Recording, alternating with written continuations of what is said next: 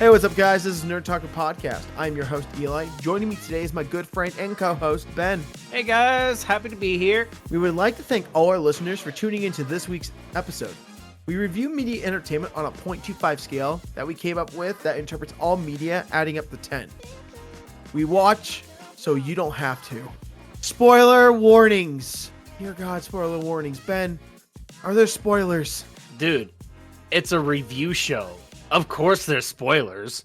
This week's episode is Good Will Hunting, directed by Gus Van Sant, and top actors in film are Robin Williams, Matt Damon, Ben Affleck, and Stellan Skarsgård. Ben, I'd like to say that this film was immaculate. It was nothing, or the trailer was nothing compared to what the film actually delivered. This film, I dare say, is one of the most overlooked films coming out of the 90s. This film is in my top 10. Easy Top 10 with the quotes, the plot, the story, the character development, the scenery, everything. Oh my gosh. The film itself was written by two of the actors in it. Matt Damon and Ben Affleck. They are best friends from Boston, legit Boston. The film is based in Boston, where they're both actually from.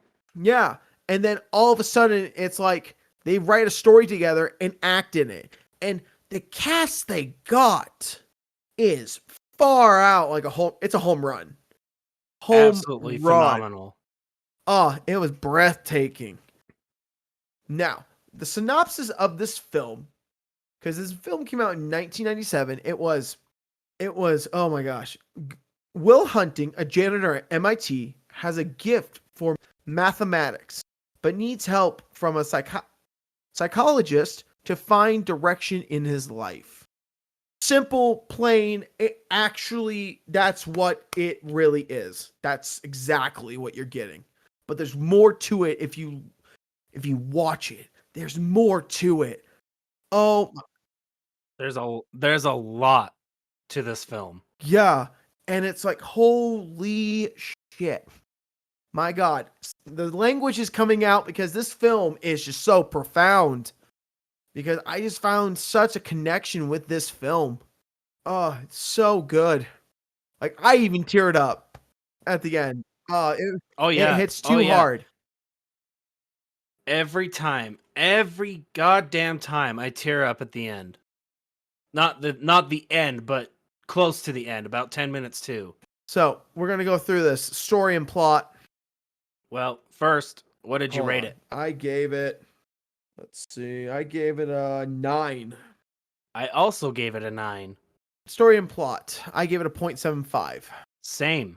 I felt it was missing something. I don't know what it was.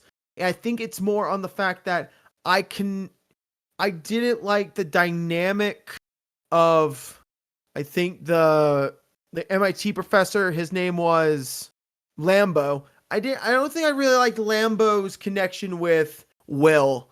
It felt, yes, it was a forced relationship because of prison time, but it felt just uncomfortable at some points when he rubbed his head. That plot, trying to make that son and boy thing, like father-son thing, just wasn't making sense to me. Well, the whole premise to that was Lambo was trying to live his life through Will.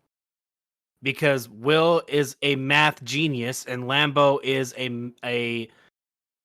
also a math genius, but not as much as Will. I don't know what they're called, but they're like mathematicians that get together and create new theorems. And Will can do them in his sleep. And so Lambo is trying to get Will to live the life that Lambo never had. I think Lambo made me feel just frustrated with him throughout the whole story.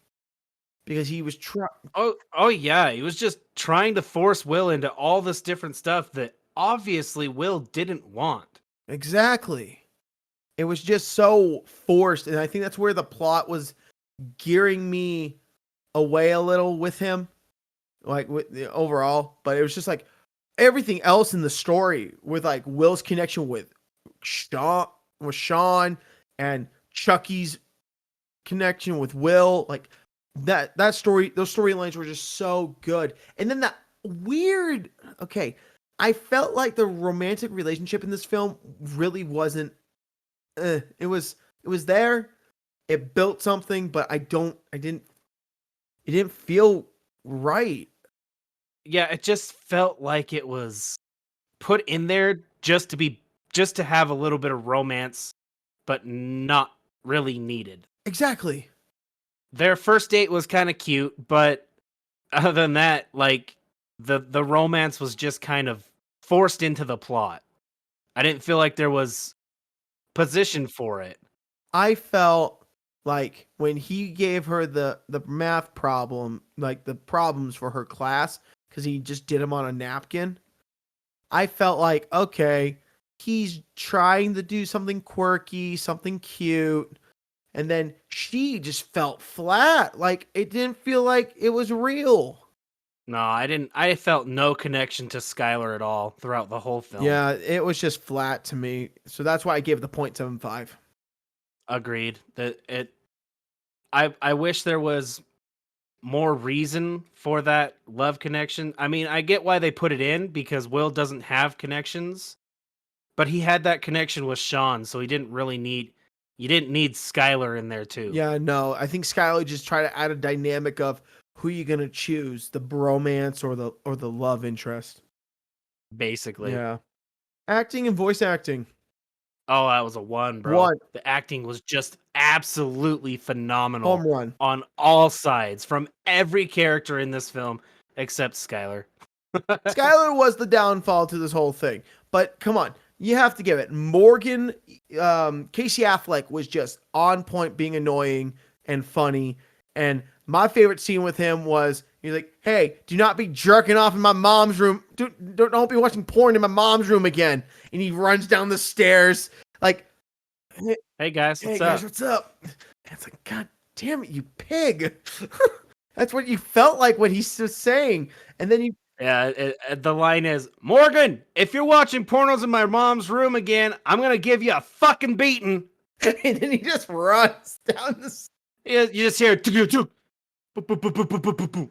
Hey guys, what's up? I even liked Billy in the movie. Like he was very minimal, but it was like he always was there for like the moments of like the little like when they got in the fight in the basketball court that ultimately got Will arrested. Yeah, Billy was there. He was always there to back up no matter what. And he gets out of the car and like Billy helped get the car for Will on his 21st, and then Billy was there kicking like a living tar out of Morgan at the fun park place, and it was like Billy was there, and it was such a good feeling. Like there was just a huge dynamic of love in this 4-person group that they just pulled it off so well, dude. And then Will's connection with Sean just blew the Robin Williams just did an amazing job portraying this psychiatrist to help Will. Robin Williams won the Academy Award for Best Supporting Actor from this role because it's such a profound role. People look at this role 20, 30, 20, 25 years later and go, this role shaped how a drama for a psychiatrist should be. Because it's so profound. You took a man broken, beaten, working at a community college, trying to figure out his life and try to figure out what he needs to do because his wife passed away due to cancer. And he finds this gleaming hope helping this boy because Lambo is desperate to get this boy on the straight and narrow. He wants the control, but Sean sees what this boy's worth. Sean knows because he went through the exact same beatings that Will went through when he was yes. Younger. And Sean just knew that this boy needs to grow, needs to learn, needs to have the experiences he needs, not to be stuck in some lab doing math equations for the rest of his life. Exactly. He needs life experience outside of, he there's nothing too wrong with his friend group. It's just Sean saw Will and said, you need to go your own way. Don't follow what Lambo tells you. Get away from your friends for a little while and just be you. I think the most profound moment with Sean was when him and Lambo were having this huge argument before Will came in for a session, and it's like, you know what Will's friends are? That's loyalty. They'd all come up to you and crack your fucking skull open because that's loyalty. Like, that's what Will looks for, is the loyalty in those friends. And it's like, you are just looking at him as like a puppet. And it's just like, wow, just the feeling of what he's trying to portray and give out. Just, whew. Robin Williams put that out of the park. That's some of his best work since like Dead Poets Society. Like, by far. I have to strongly agree. He just did an amazing job. Amazing job. And you can't look at the acting without looking at Ben Affleck. This is one of his best performances he's ever done. Like, bar none for a supporting actor, or I think he was a main character, but he made Chucky. You gotta love how Matt Damon and Ben Affleck basically wrote the characters for themselves. They knew they wanted to star in this, and they wrote Chucky and Will to match them perfectly. And you know that they found the director who was willing to listen and willing to do this. Oh yeah, definitely. It's so good. Character development. A 1. A 1. It's development throughout for everybody. Everybody. Sean, Lambo, Chucky, Will, all these main characters. Heck, even Morgan learned a little, but it wasn't enough. But it was like, you felt his development. There was so much development in this film. It was growing through everyone. Will and Sean played off each other so well that both of them throughout the entire film grew. Yeah. Because at the end, Sean decides to go on a trip and put his chips in to see what he can get back, to try to find another love interest. Will, played by Matt, finally sees what Sean has been telling him, that connection is not a bad thing. No. We all need it. Yes. And at the end of the film, he leaves him a note and says, I gotta go see about a girl. Tell Lambo I'm sorry about the job. I gotta go see about a girl. That was improv. Remember that. That was improv. Yeah. And then Robin Williams says, son of a bitch stole my line. And that was improv. I was like, son of a damn. This film just so good. The development. I loved the development that Chucky gave throughout this film. There was a quote that he says to Will in the construction yard. Because Will is like, I'm going to be here for 30 years. Our kids playing Pee-wee down at the fields, playing baseball at the park, and then we're going to go catch New England games at the bar. And Chucky goes, if you're still here in 20 years, I'll kill you. The exact quote is, in 20 years, if you're still living here, coming over to my house to watch the Patriots game, still working construction, I'll fucking kill you. Exactly. Because that is the moment where Chucky's like, you have a gift that any motherfucker here would take. And you're just squandering it away. Anyone would be lucky to be in your shoes. Anyone. Yep. He said, if I had your gift, I wouldn't be doing this shit. I'm going to be here all my life, and I'm okay with that. But you don't have to. Exactly. That's the development that Chucky, And he says, if one day I'm waiting for to come to your door and not answer, and no answer, nothing, no goodbye, no see you later, no love you, gone. That's what she does. Yeah, and then he's happy about it because he's like he went and did something he loved. He's not there. They jump in the car and drive away. Morgan goes to the front seat and they drive off. It's Lambo realizing that he can't be Mr. Perfect. He can't develop the boy in the way he wants him, because the boy has to grow on his own. It took a lot for Lambo to let that go. His pride, his ego, his cocky attitude towards being a mathematician and winning the Nobel Prize for math once every 4 years. Like, it's just so good. I just wish, if they're going to add our love relationship to this movie, please make it better. Agreed. Because it's so thick in the story, it makes the ending have to be that way. Yeah, I mean, Skylar had no development. She really had nothing.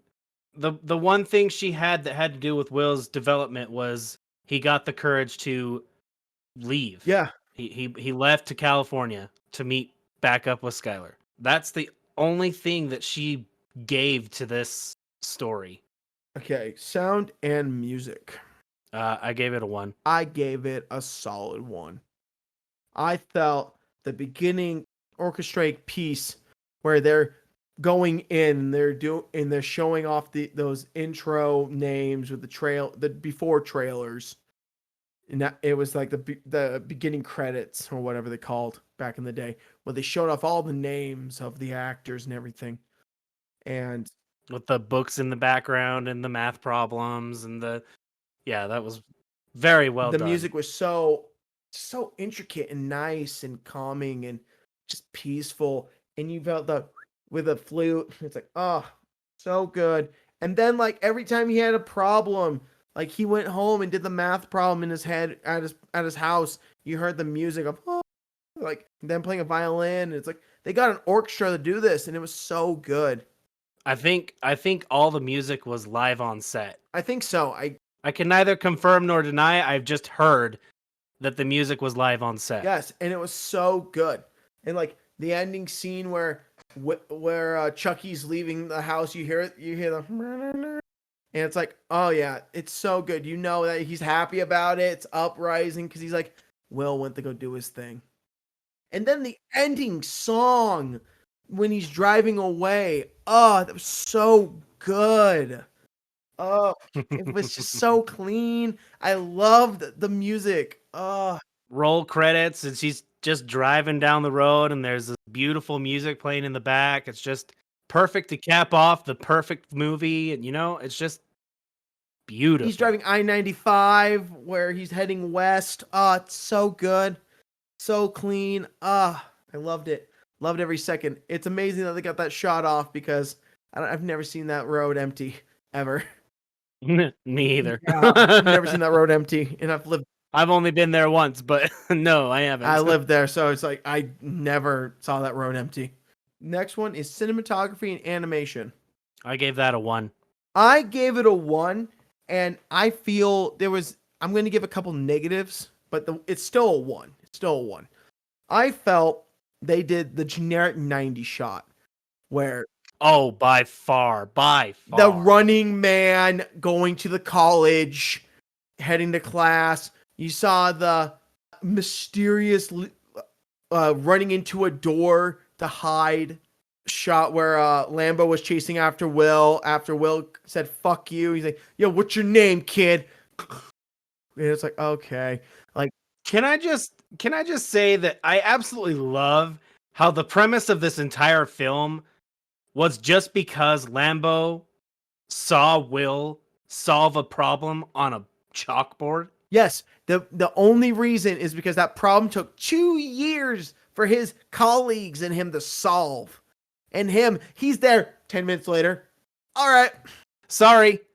That you're defacing property. Fuck you. What's your name, kid? And then his assistant's like, that looks right.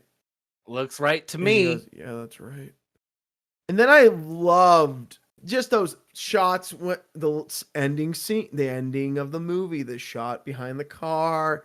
That was so good. Them doing the shots over Fenway, showing Fenway. showing the city. It was so cool. I loved it. I loved the scenes in the train where the lighting hit his face. Oh, it was so good. And the emptiness of the train, it just showed isolation that he felt for himself. And he was on that train for a long time. You never saw anyone get on. So It's like it was isolated, it was empty. It just felt so impactful with the shots that they did. And him always looking out the window, never him looking down the ground or like looking straight ahead. He's always looking out towards his future, just looking at the distance. And then like some of the shots of the close up of the painting in Sean's office and like the close up towards his face, like you never loved your wife. And then you saw Sean just grab him by the throat. He's like, you ever speak of my wife again, I'll end you. I'll fucking end you. I will fucking end you. He's like, and then Will's like, time's up. And just, I mean, you just saw the fear in Will's eyes because Sean was like, nope. And it's like, when I look at Sean, I look at my father, and my father would have done that. My father would do that. Like, he would grab you by the throat and he'd say, you ever speak ill of my wife again, I'll end you right now. And it's like, okay. Yep. Hi, Dad. How you doing? I could definitely see that. It's like a New Englander thing where it's like you speak ill of our significant other, you're just like, end you. It's just, oh my God. It was so profound with the shots and the lighting that they chose. And I love the shots where they were walking to the bar, just like you saw the openness of the city with the group. And then you felt that when they walked in, it was just so close knit. I love the shot where they went into the bar at the Harvard bar and they panned up onto Chucky. And it's like, so good. I just absolutely love that it was bright. There was hardly any darkness.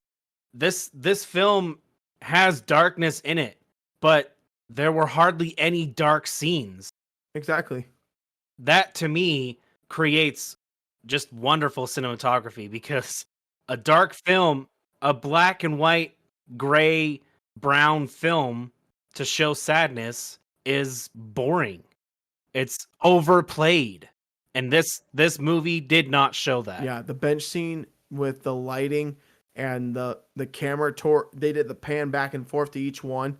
It's like like the cuts to them and back, and just showing the lake, that little pond in Boston's park. It's like, oh my gosh, the brightness of it, but the seriousness of the fact that you've never known what love is. And I don't care. I get it, but I don't. Like, you got to find love for yourself. You can't criticize others and give me all these things from the books if you can't find love yourself. If you can't love yourself. So good. So good. The cinematography showed. Now, directing. I gave that a 1. I gave it a 0.75. The relationship. It had to be there. They just didn't. It wasn't executed correctly. No, and it was poorly put in throughout. Well, again, that's with writing. That's not the director's fault. I feel like the director could have said something in the writing. If they trusted him enough with taking their story, I think he could have done something to help make the development of that relationship a little stronger. I guess you're right, but it had to be there, so I'm not going to dock it. Yeah, I don't blame you. I just that's my feeling towards it. I had to dock it because of it. Okay. Attraction. I gave that a 0.5. I gave it a 0.75. Language is strong in this film. It's a definition of what Boston is in the 90s. Like, you meet so many people who say, F this, F that, kiss my ass, suck a dick. Like you meet those people who are just aggressive alcoholics. And I grew up with that. So it's like, yeah, I'm used to it, but it's not pleasant when you hear it all the time. Yeah, mine was the language for sure. And then there wasn't a whole lot. Like, the main attraction that happened was the acting. It was phenomenal. But like the story plot, it was good, but again, back to our love interest that it just lacking. So lacking. So there was not it just didn't pull me into the story with its attraction. There was a reason for it, but it was just done poorly. I thought the scene that made me go, "What?" It was the scene at the racing track where she's like, "I won," and then they started talking like they forgot about the win, which is like, okay, that was just a side piece. But then they talk about the brothers, and it's like 13 brothers, and then it's like, okay, cool. You're just meeting his friends. You should have looked at all of them and said, "Hey, none of you look alike." Brothers? Yeah, he never said they were his brothers. No, he said they were his friends. No, he said like you can meet 4 of them. They're in Boston. They're actually Yeah, but when he named off his brothers, Morgan, Chucky, and Bill never showed up. You remember when he named off all 13? Yeah. Really fast? Boom, Tommy, something. All 13 of them, or all 12 of them, real quick. Dang, I'm trying to remember. Okay, it's Marky, Ricky, Danny, Terry, Mikey, Davey, Timmy, Tommy, Jerry, Robbie, Johnny, and Brian. Yes. None of the friends were named. That's so weird. I thought one of them was named at least. All of them are brothers through foster care. Yeah, brothers through foster care. But like you said, the attraction, that love interest really burned a lot of attraction if it wasn't for the great acting. It was just kind of thrown in there. Very poorly executed. Dialogue. 1. I gave it a 0.75. I couldn't. There are way too many good quotes.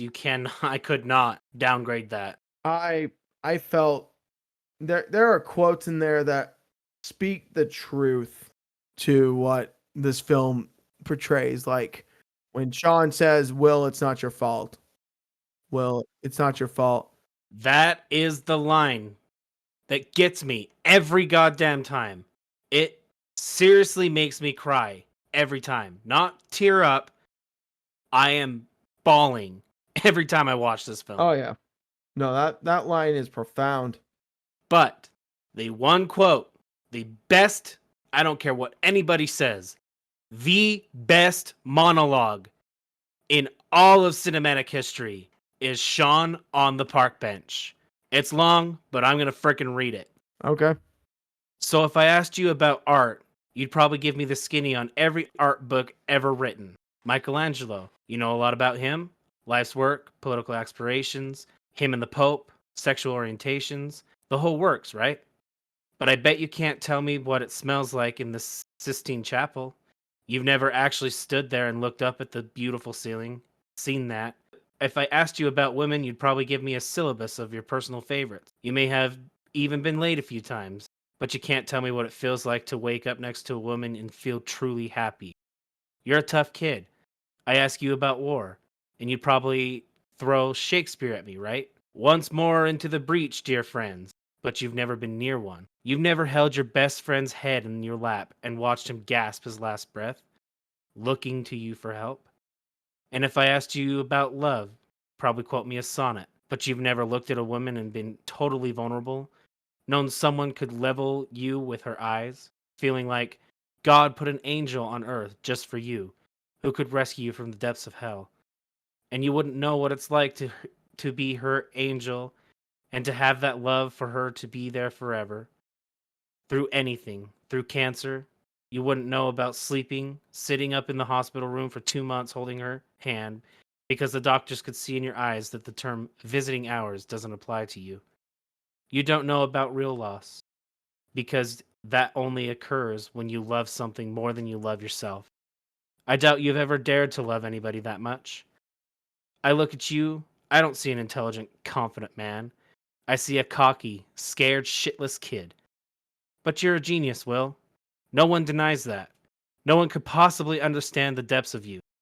But you presume to know everything about me because you saw a painting of mine and you ripped my fucking life apart. You're an orphan, right? Do you think I'd know the first thing about how hard your life has been, how you feel, who you are because I read Oliver Twist? Does that encapsulate you? Personally, I don't give a shit about all that. Because you know what? I can't learn anything from you I can't read in a fucking book. Unless you want to talk about you, who you are, and I'm fascinated. I'm in. But you don't want to do that, do you, Sport? You're terrified of what you might say. Your move, Chief. That right there is the best monologue in cinematic history, and I don't care what anyone says. You cannot change my mind. No, it's one of the most profound statements ever written, and it's a line that I don't think anyone can. I don't think that could be recreated by anyone else. Oh hell no! Robin Williams hit the mark there, so profound. You know, I look at that and it's just wow. I didn't even come close to giving it off the same way Robin Williams does. No, but it's the words. It's not what he said. It's not how he said it. It's the words. Yeah, no, I have to give it a 1 now because I was just like, oh, hit me too hard. Oof. So damn strong. Yeah. Scenery. So many. 0.75. I give that a 0.5. Yeah, I was being generous. I'm going to be real here. I'm going to be so real here. That without those shots they did of over Fenway and a couple shots outside of Boston, like MIT, there was nothing. Same shot. I know. Same. I know. I was being generous. I like the fact that they go to the bars and that you see the inside of her apartment, and Will doesn't ever want her to go to his place because it's a mess and it's just him. And you see the inside of MIT a bunch and Sean's office, but really there's not a lot of scenery. There's nothing that can encapsulate or captivate any audience member. It just feels like you're watching real life, and it's boring. Super boring. I like The Office. Don't get me wrong. Sean's office is the coolest thing in that film. But overall, I can't justify giving it a 0.75 because of it. I had to give it a 0.5 because there's nothing.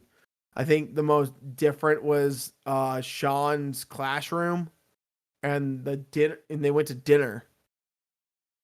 Well, it was like getting a drink or something. It was getting a drink. But yeah. that's it. That's everything.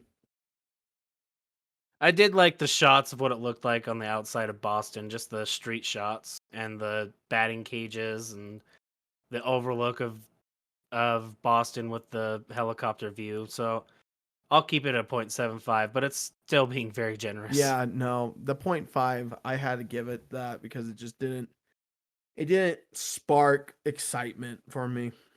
Now recommended. Oh, that's a 1, bro. Yeah, a solid 1. I will 100% recommend this to everybody. I don't care who you are. I will tell you should watch this. I will give you a warning that there's a lot of language, but I will 100% recommend this to anybody and everybody because I already have many times. Oh, yeah, no, I've told everyone if you want to see a good film that really speaks truth to the character development of what we need in cinema today, go watch Good Will Hunting. It's one of the best character development stories I could say I've seen in the last 25 years.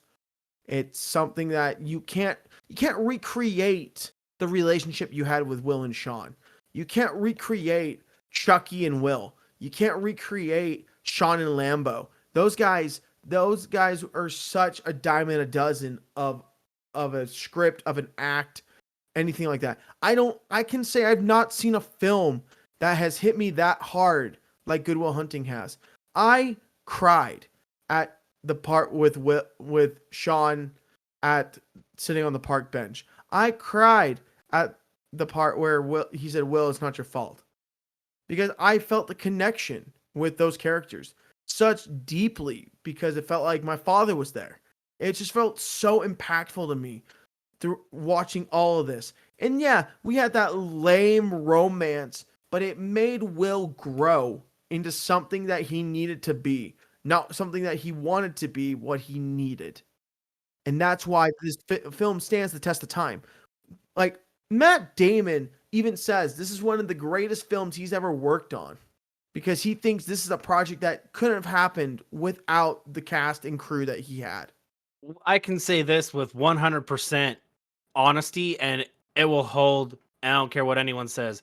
This movie cannot be remade. No. It is not possible. You will not get the same effect with a remake as you did with this one. I think refilming it today would ruin the story. Because here's the thing. Whoa, yeah, 100%. Here's the thing. This story had two people home from Boston. These guys were from Boston. They knew the area. All these guys really were from the area. They were locals. The only people who weren't locals were Lambeau, Sean, and like Skylar. But the rest of the cast were like local Boston people who were from the area. And it's like they made the story work because they knew the lingo. They knew the characters. They weren't faking it. They were just acting like themselves. And that's the thing that you have to realize. Like, all these actors were just acting like themselves. I think Lambeau might have been the one forcing it the most, but he was great at what he did. He brought a character that no one was going to love to be loved because he showed that he moved on from Sean, from Will. Because he's like, I don't care. I just can't do it anymore. I feel like a failure. Oh yeah, and not only the fact that he moved on from Will, he really did care for Will. He really did want Will to succeed, but in the manner of living through Will. Yes. So it wasn't going to work in his favor, but he really did care about this kid. Like when Will burns that paper that Lambeau wrote out and the problems that Will had solved, he feels crushed that Will is just spitting in his face after Lambeau has tried to help him. But that's because Will doesn't know how to connect with people, and he just didn't want what Lambeau wanted for him, you know?